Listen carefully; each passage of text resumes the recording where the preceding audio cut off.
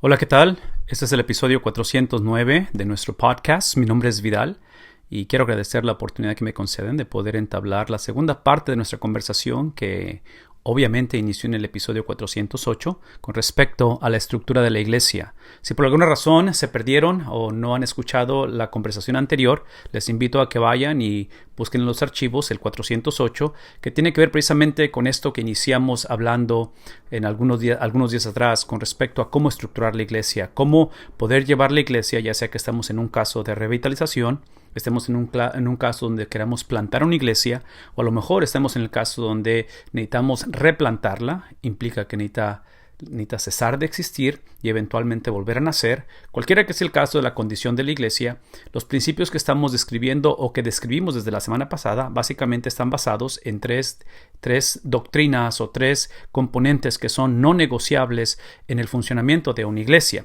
El primero de ellos obviamente tiene que iniciar no con la iglesia, no con la condición, no con el sueño, no con el contexto en el que estamos. No es porque sea una iglesia establecida o sea una iglesia que necesita ser revitalizada. Simplemente cualquiera que sea la condición, independientemente de donde estemos, como es el caso de la vida de uno, el matrimonio de uno, la familia de uno, no inicia con nosotros, inicia con la persona de Cristo.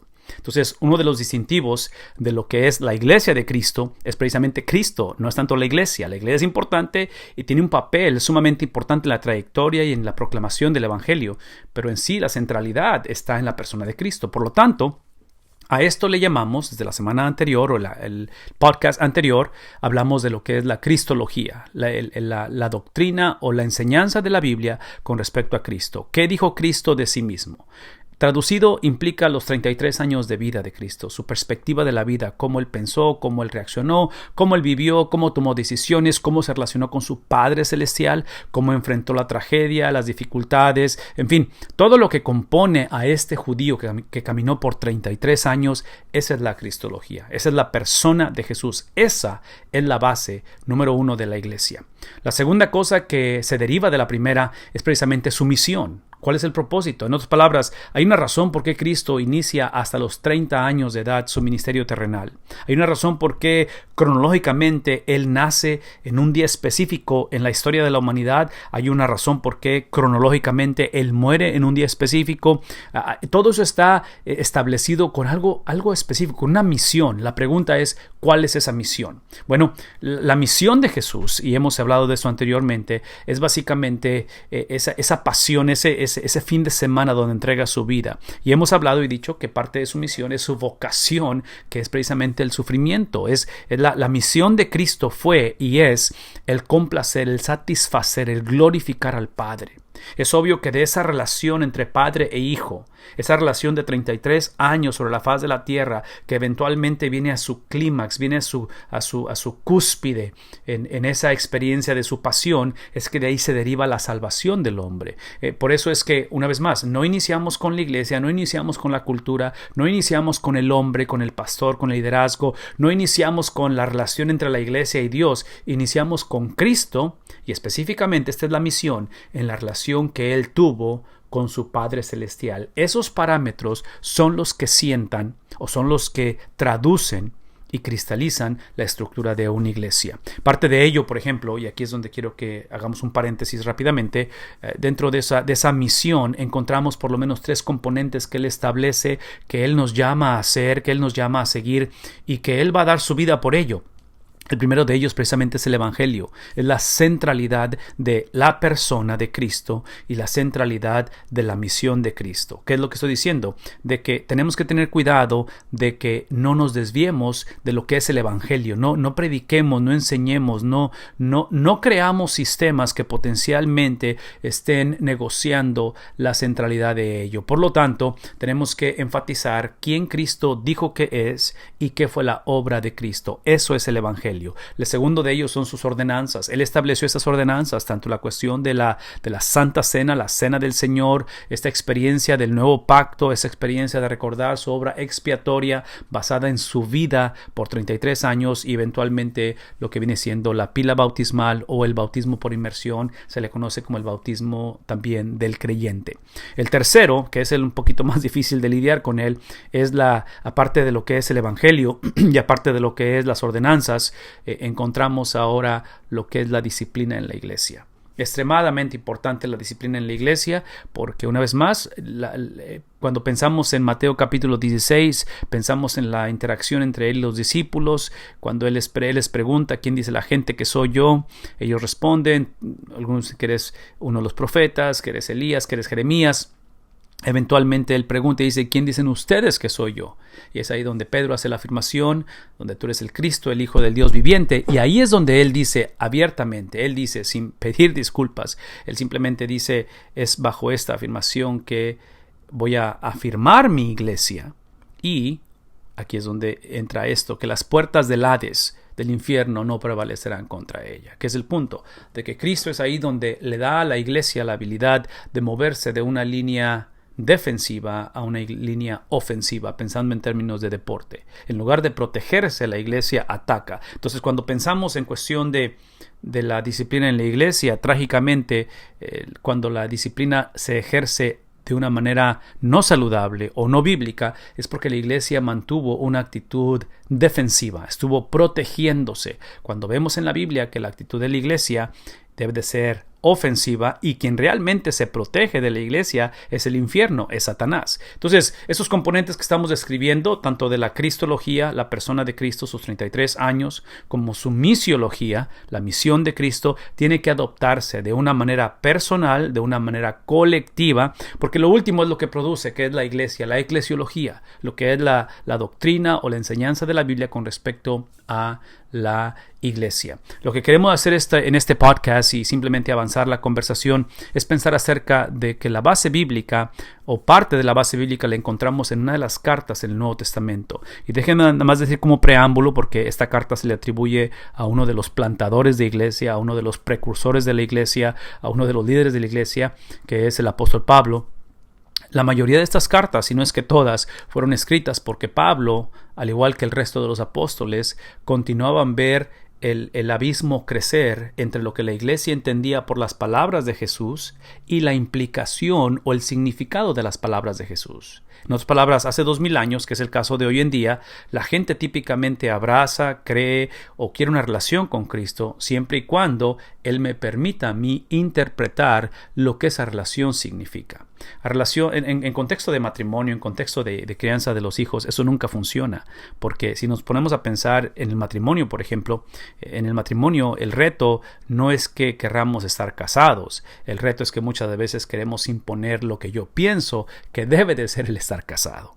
Y ahí es donde empieza el conflicto, ¿no es cierto? Porque ahí es donde empieza ese reto del choque entre dos contextos, dos maneras de pensar, dos trasfondos, cómo fuimos educados, cómo me trataron mis papás, o inclusive cuando ha habido un matrimonio previo, en fin. Ahí se empieza a complicar ello. Por lo tanto, en la consejería matrimonial, por ejemplo, o prematrimonial, hablamos de que esas dos maneras de ver la vida o el matrimonio se sometan a lo que la Biblia enseña.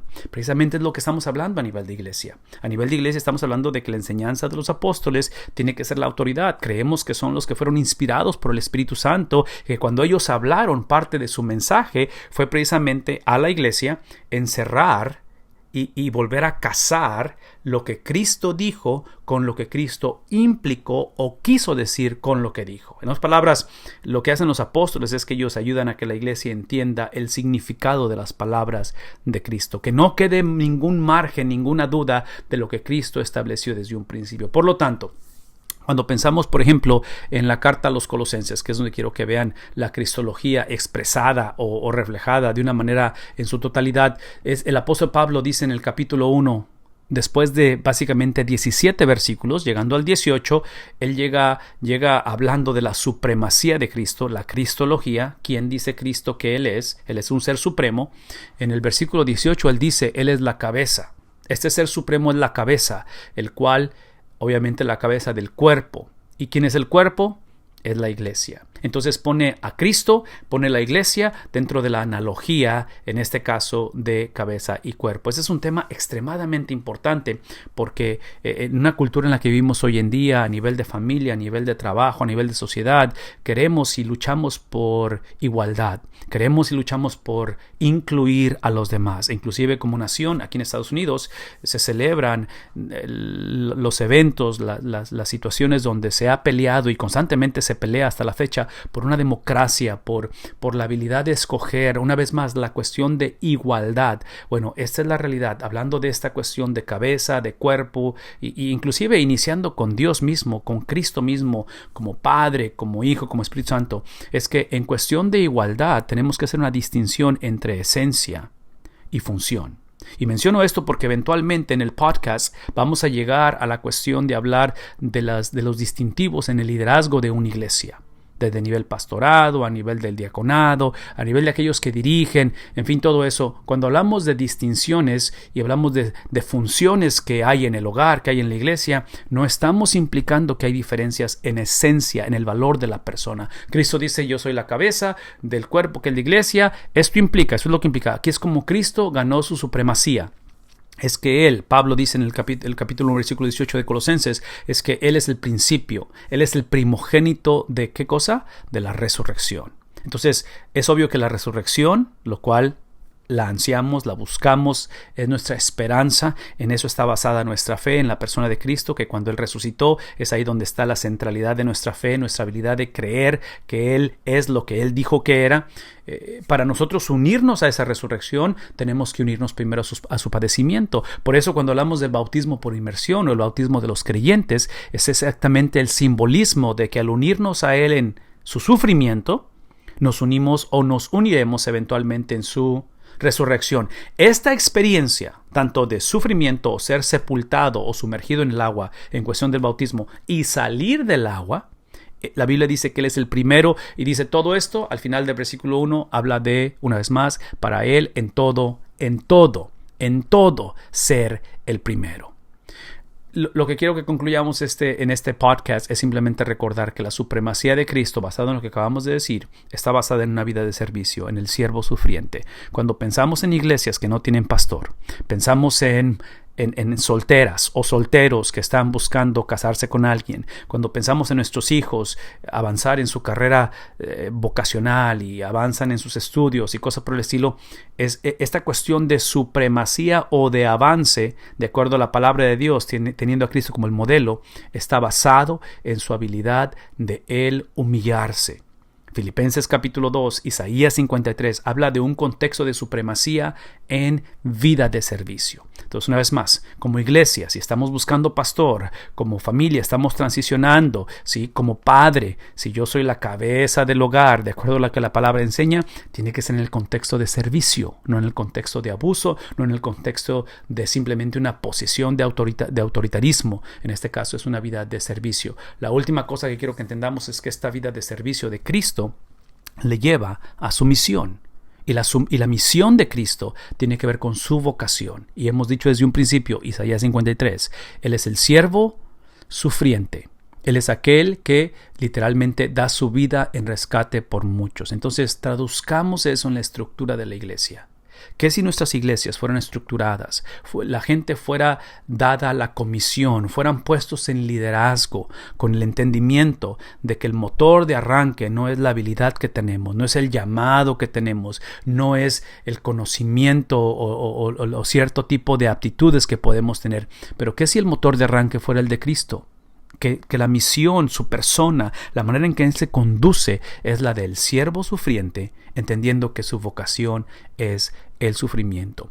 Mi nombre es Vidal. En el próximo podcast continuaremos la conversación acerca de ello y vamos a indagar un poquito más, sobre todo en la membresía de la iglesia. Por el momento agradezco su tiempo. Gracias por permitirme tener este diálogo con ustedes y esperamos que esto sea de bendición, de edificación para sus vidas y para la iglesia.